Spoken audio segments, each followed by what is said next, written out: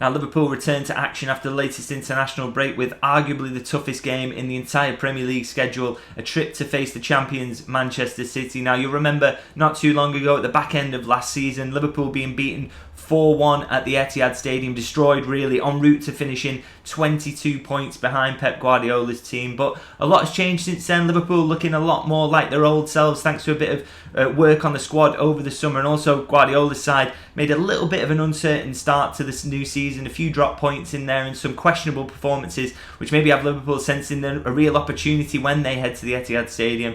They obviously started this season thinking that the most important thing was to get back in the top four and qualify for the Champions League, but they're so close now to Manchester City, just a point behind going into this game. Maybe this is an opportunity to announce that they could actually be title contenders this season. Now, for that reason, it's obviously a huge game for Jurgen Klopp and a really difficult team selection, you have to say. Some really big talking points, I'd say, in this selection that I want to go through in this video. Of course, I invite you to sort of let me know in the comments whether you think I picked the right 11 or not here. I don't always get it right. In fact, I rarely ever get it spot on. So let me know how you would go for this one. And I'm going to start, as ever, with the goalkeeper in selecting my 11 now. Of course, this one for me is an absolute no-brainer. Alisson Becker is going to come in between the sticks now.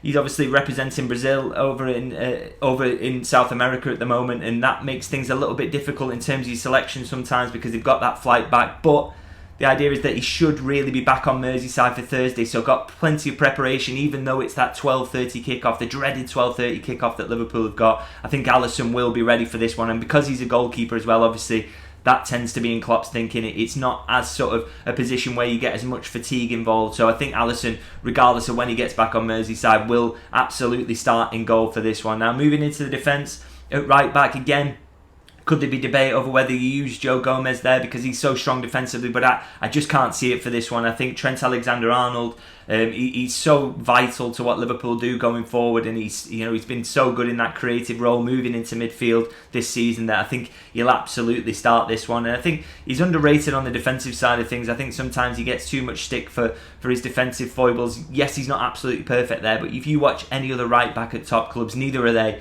And I think Trent Alexander-Arnold has proven time and time again. He's played in big games against Manchester City, beaten them many times. He's the man for the big occasion, and he absolutely has to start at right back for me in this game. He's so crucial with Liverpool moving the ball forward, and also he can contribute on that defensive side. So it has to be Trent Alexander-Arnold at right back for me. Alongside him in defence, I've gone for Ibrahima Konate in that first centre-back spot. I think the hope is that he's going to be fit for this one. He had a slight issue that's kept him out of international duty. He missed, of course, the last game before the break as well. That's believed to be a hamstring injury, but Didier Deschamps has been talking about it, and he suggested that basically Konate could have actually played a part in France's squad in the latter part of the week, but they didn't want to take the risk with him, so left him out. So that suggests to me that he's going to have a decent rehab build-up and an opportunity to get himself ready for this Manchester City game. And I think you do have to start him. I think Joel Matip's been impressive when he's come in and as a stand-in in that defence, but Konate, with that extra bit of pace that he offers, and obviously his overall quality as a defender, I think if he's fit, he has to start this one. So I'm putting him in my defence for this game. Alongside him, again, another one of those no-brainer picks, the captain Virgil van Dijk. I think his form this season has been absolutely incredible. For me, he's back to being the best centre-back in the Premier League at the moment, and I think, again, if he's fit, no problems after international duty, a nailed-on starter for this one. Now, at left-back, this is one of the big talking points for me, and where it gets a little bit more difficult, I think, for the manager to pick. We've seen him sort of alternate between Joe Gomez there and Kostas Tsimikas for certain games in this recent period while Andy Robertson's been out. And I think you saw against Brentford that Kostas Tsimikas, he brought a real balance to the team in terms of attacking. He got 2 assists, thought played really well, and I think he is, again, an underrated backup in that position. Yes, he's not at Andy Robertson's level, but I think he's a very good player.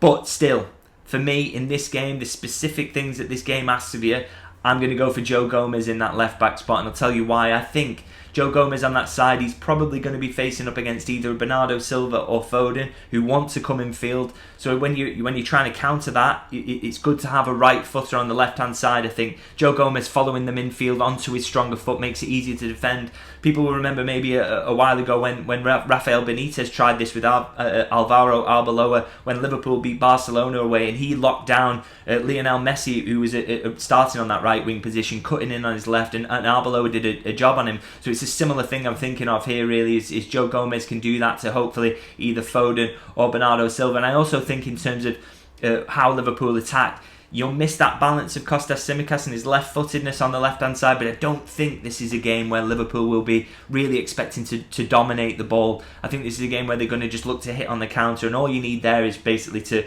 move the ball quickly up the pitch. It's not really overlaps or trying to spread City's defence in any way or trying to create width while you're playing. I think it's just fire the ball up to your attackers and try and get them to play amongst themselves and try and pick holes in City as quickly as they can. So not necessarily a game where in attack you need that balance of having a left foot on the left hand side. So that's what I was saying. I'm going to go with Joe Gomez at left back. Maybe that's a controversial pick. Again, do let me know what you think. Now, moving into midfield, into that holding role, maybe again some debate over this one. Wataru Endo has been used in the odd game recently, hasn't he? He was used, of course, when Alexis McAllister was suspended recently. But for me, I still think Alexis McAllister has to start in that position. I don't think Endo really did enough to cement himself as the starting holding midfielder. I think he is maybe more defensively minded than Alexis McAllister, but I still don't think he did enough in terms of winning challenges and showing that he's sharp enough to come into a game as difficult as this to give enough on the defensive side to say, well, you can't possibly start McAllister there, because I think McAllister is maybe underrated on the defensive aspect. I still think he's winning a lot of tackles. I've done a video recently on this channel which you may want to watch showing that his defensive statistics actually show up as good as any of the holders in the league, including Rodri at Manchester City. And also I think what you just need his quality on the ball in a game like this. I spoke about Liverpool wanting to get on the counter as quickly as possible, and I think McAllister, with his ability with the long passes and firing the ball through the lines, I think he's going to be absolutely crucial in that anchor role to doing that. It's going to be a big test of him, of course, in terms of can he cover that space in front of him, but I think if he has balance in midfield on either side of him and enough protection around him, then he shouldn't be exposed, and hopefully he can really do the job in there for Liverpool. One of the big considerations with McAllister is whether he gets back from international duty, but similarly to Alisson Becker, he's expected to be around and back on Merseyside by Thursday, so hopefully again that gives him enough build-up in training and enough time to get over the jet lag and hopefully be ready for this game, because he is my pick in that holding midfield role. Now, alongside him in midfield and just slightly ahead of him in those number 8 roles, on the right-hand side, again, one of those picks that I think is just easy is Dominic Szoboszlai. I think the pace he gives you on the counter here might be crucial, and also his energy in terms of defending. I'd like to see him win a few more duels in this game than he has been doing recently, not been putting up great numbers in that, but I think he's such a quality footballer, and again, he's one of the sort of first names on the team sheet at the moment with the quality he's given, and a real opportunity for a player who is not short of self-confidence to really announce himself in the Premier League. If he can get a goal or an assist or really contribute to a big Liverpool result, I'm really excited to see how Szoboszlai thrives in this game, because it's a big one and one of the first really, really massive game of his time at Liverpool, so excited to see how he gets on. Now, alongside him in midfield, again, I think this is one of the maybe controversial ones, one of the tougher picks at the moment. We've seen obviously Ryan Gravenberch is held onto that position. He dropped out recently because he was obviously injured against Brentford, and Gakpo came in there. And obviously prior to that we'd seen Curtis Jones, but he had picked up an injury prior to the international break. Now, the expectation is that both Gravenberch and Jones will be available after this international break. They'll both be over their injury issues. So for me, Gakpo is too much of an attacker for a game like this. I think you need an actual midfielder in there. So for me, it's between Gravenberch and Jones, and I think the way it is at the moment, I think I'm just leaning towards starting Curtis Jones in this game. Now, my reasoning for that is that Gravenberch has been hugely impressive since he's come in. I think he's done really well, and I think if he'd started that Brentford game, you probably wouldn't want to take the shirt off him in this situation, but because he's come out of the team and that spot is almost up for grabs, I think it'll almost be decided on who does well in training. And if Curtis Jones is fit and ready for this one, I think he just has that experience behind him in this league against Manchester City. He knows what it's like in these sorts of games, and I think his form prior to getting injured was so good in terms of, he wins his duels in that midfield area, which is something Liverpool have been lacking at times. He's also really steady in possession, which again they're going to need. They're not going to have a lot of the ball, so they need someone who can really keep it and give them that defensive solidity as well. So for me, it has to be Curtis Jones in this one. Maybe Ryan Gravenberch can come on late in the game and influence things, his ability to dribble and push forward. If the game starts opening up and Liverpool have maybe got a slender lead, then someone like Ryan Gravenberch really, really good to help you get up the pitch on the counter. But I think that starting spot for me, because of the defensive solidity, because of the unbelievable ability to keep possession. I think it's just got to be Curtis Jones and his nous and knowledge of the Premier League and games against Manchester City. So he's my starter in that position. Now moving to the front line now, Mohamed Salah on the right hand side, again just one of those picks, very very easy to make. Scored 4 in a recent game in the international break, so fair to say he's in goal scoring form. He's also on 10 goals in the Premier League so far this season, only second to Erling Haaland, who's got 13. So he'll see this as an opportunity. If Liverpool can win 2-0, can Salah get some goals and maybe catch up on Erling Haaland, because they both the two best goal scorers in the Premier League, aren't they, and two world-class players. So Salah will really want to make an impact on this game, as he so often has done in the past. Now alongside him in the forward line, again maybe some difficult picks here. I'm going to start with the centre forward area. In the past I would maybe have said, it's a big game, Liverpool need to keep possession, they need the best presser in this position.